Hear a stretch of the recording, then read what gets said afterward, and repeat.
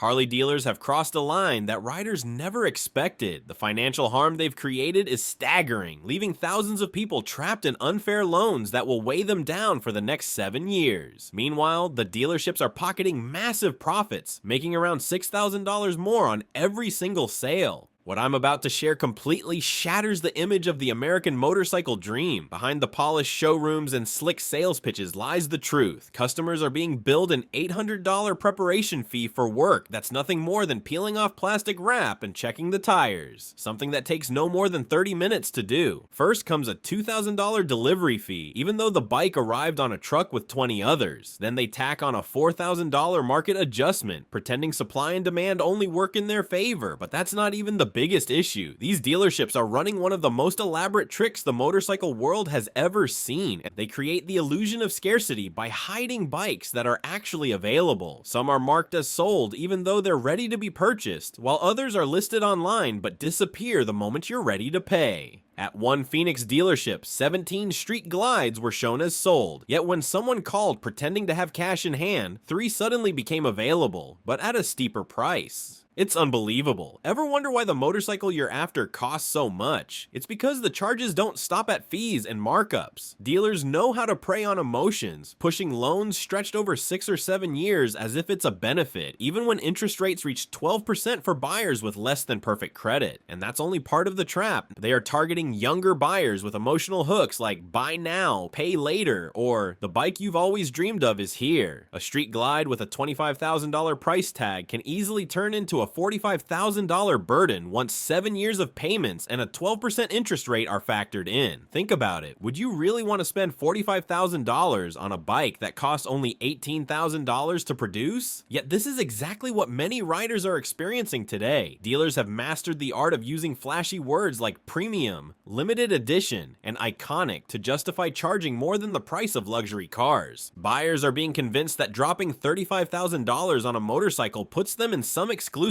group. The illusion is so strong that some riders even defend these prices online, claiming only real bikers understand why they're worth it. But the reaction to this idea came quickly. People pushed back hard. Now, social media is exposing what dealerships are really doing. Riders are posting receipts, photos, and viral videos that show the truth behind the sales pitch. The Harley subreddit has become a hub for sharing bad dealership stories, with posts gaining massive attention every day and reaching audiences much larger than the dealers ever expected. What's the result of all this attention? Motorcycle dealers are facing serious financial trouble. Even after cutting prices by as much as $5,000 below the sticker, bikes are piling up unsold. Customers walk away uninterested, some even mocking the desperate discounts. Dealers are stuck borrowing money to keep inventory, but the interest is crushing them as bikes sit for months without moving. Some mid-sized shops have already shut down because they couldn't survive without sales. And what is Harley-Davidson doing about it? Their response looks clumsy and uncertain. They talk about making simpler bikes with fewer features and cheaper entry-level models, but it doesn't feel like enough. Now, company leaders claim they want to focus on customers again and are experimenting with open pricing in certain places. The question is whether this is genuine or just another tactic to regain broken trust. Meanwhile, the motorcycle scene itself is shifting. Riders are forming their own circles, repairing older bikes, meeting up independently, and buying directly from each other instead of through dealerships. Classic Harley models from the 80s and 90s are rising in demand because they're affordable, easy to maintain, and free from inflated dealer costs. Do you see what's happening? Riders are shifting their loyalty away from Harley and toward local groups faster than anyone thought. They're finding stronger connections with people who trade repair tips, plan group rides, and sell bikes at fair prices instead of relying on dealerships. The irony is clear. A brand once built on independence and rebellion is losing customers because it abandoned those same principles. What's driving this shift? Riders are using shared knowledge and new tools to outsmart the dealerships. Apps that compare prices, reveal hidden fees, and track financing options have become essentials for buyers who want to stay ahead. Online, YouTube creators are breaking down tricky loan details and pointing out the red flags every rider should recognize. Buyers now have the upper hand, and dealerships never saw it coming. What's pushing things even further is that workers inside the dealerships are speaking out, exposing the unhealthy conditions they've been stuck in. At many dealerships that are already struggling to survive, the pressure on employees is reaching a breaking point. Sales managers are driving their teams with impossible targets, demanding higher numbers even when there are barely enough vehicles on the lot to sell. The people on the front lines, the sales staff, are paying the price.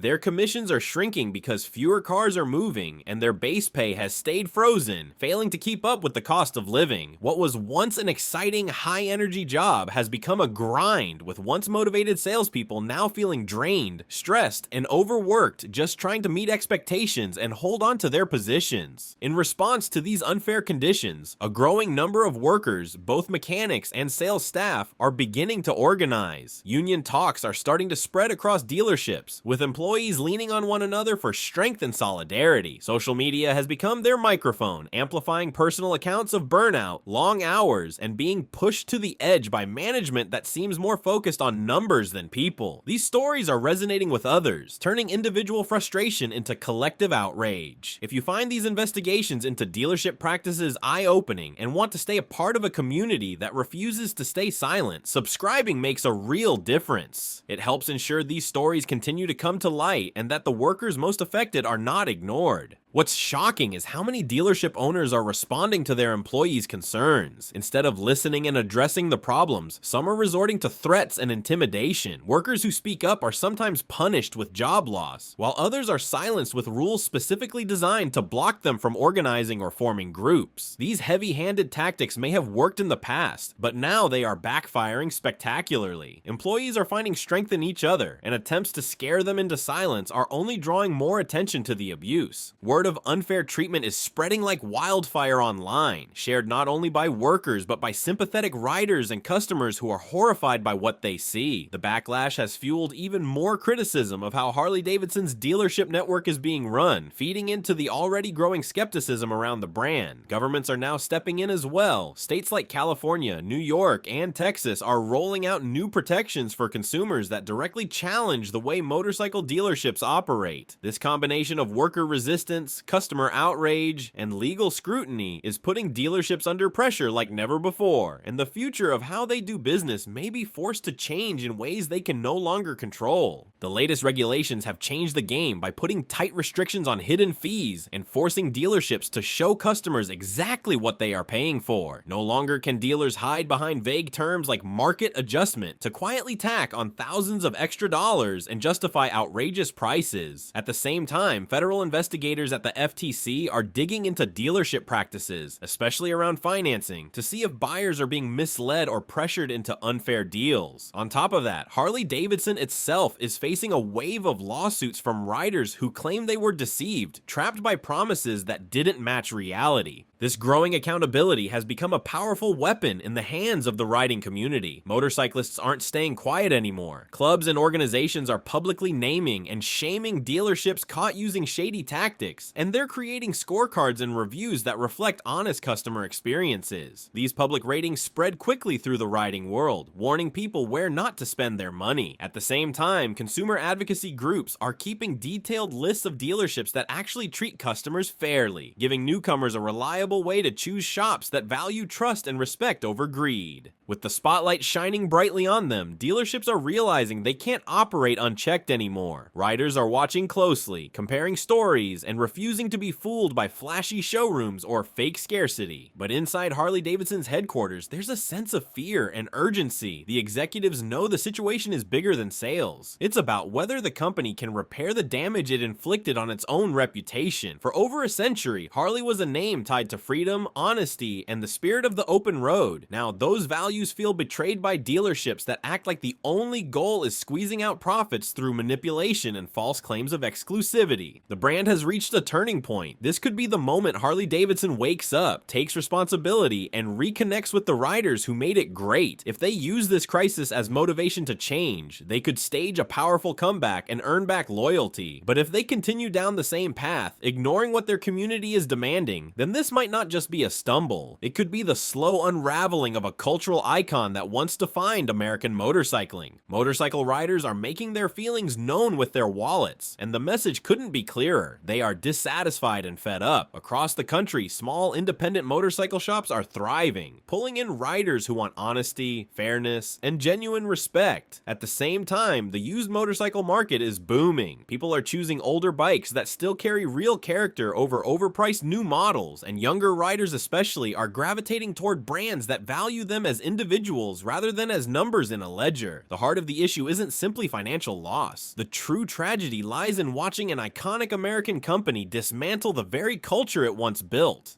Harley-Davidson used to be the rebellion against corporate control, a name that embodied independence. Now, their dealerships have become the very gatekeepers, dictating terms, squeezing riders, and betraying the spirit they once represented. A brand that once screamed freedom now leaves many riders feeling cheated and trapped. The question now is whether Harley's executives will have the courage to take bold, sweeping action before the clock runs out. Will they face reality and change course, or will bikers keep deserting Harley shops in favor of grassroots communities that welcome them as people, not profit margins? The coming year will serve as a test. It will decide if Harley-Davidson can pull itself back from the brink, or if it will cement its legacy as a warning of how corporate greed can suffocate and destroy a cultural movement that once belonged to the people. Every rider must ask themselves where they stand. As a customer, as part of this culture, the choice is in your hands. You can keep pouring money into dealerships that view you as nothing but cash flow, or you can stand with the growing wave of bikers who are taking back control of motorcycle culture. The power to shift things has always been with the riders, and perhaps the time has come to use that power to remind corporations and dealers alike what freedom on two wheels really means. To be perfectly honest, Harley-Davidson is fighting for its very survival. This crisis isn't a temporary slump or just another downturn in the market. It cuts to the heart of what the brand has become. Once celebrated as the ultimate symbol of rebellion, grit, and working class pride, Harley is now seen as little more than a cash-hungry business, a hollow shell of the company that once gave people the courage to ride against the grain. It's not just about motorcycles anymore. It's about the betrayal of a legacy. Their showrooms are closing one after another, faster than anyone expected. Rows of unsold motorcycles sit gathering dust, while even the most loyal Harley riders, the ones who once swore they would never leave, are now turning their backs in frustration. The evidence is impossible to ignore. Dealers are slashing prices, rolling out aggressive promotions, and practically begging people to buy. But even then, the bikes remain stuck on the showroom floor. In a strange twist, older Harley models from the 1980s and 1990s, bikes with age and mileage, are being snapped up more eagerly than the brand new machines. Meanwhile, many riders are gravitating toward Royal Enfield and Indian motorcycles, seeing in them something Harley no longer offers. This is not a small stumble. It's a deep, systemic collapse that cuts beyond the balance sheets. It's a blow to an entire culture that once looked at Harley-Davidson as the symbol of freedom, independence, and the open highway. The sad part is that none of this was inevitable. The decline wasn't destiny. It was the result of choices made at the top, choices that traded authenticity for short-term profit. Harley had a chance to preserve what made it great. They could have built motorcycles that spoke to everyday riders, bikes that balanced affordability with pride, machines that carried forward the values of community and rebellion that once defined the brand. But instead, they put financial gains above their history, quarterly reports above customer trust, and corporate strategies above the raw honesty that once made Harley stand apart. Now they are reaping the consequences of that gamble, and perhaps it's only fair. The larger motorcycle world is moving on without them. Local riding clubs are alive and thriving, unbothered by Harley's downfall. Independent garages and repair shops are busier than they've been in years, keeping the spirit of motorcycling alive through hands-on craftsmanship. Riders are rediscovering the real joy of being in control of their machines, of riding not for image but for the experience itself. Harley-Davidson may still manage to weather this storm financially, but the scars on their reputation may never fade. The looming question isn't just whether they can rebuild, it's whether they even deserve a second chance. Subscribe to the channel if you want more updates on the unfolding motorcycle industry shakeup, and stay tuned for practical advice on riding smarter, safer, and with more freedom.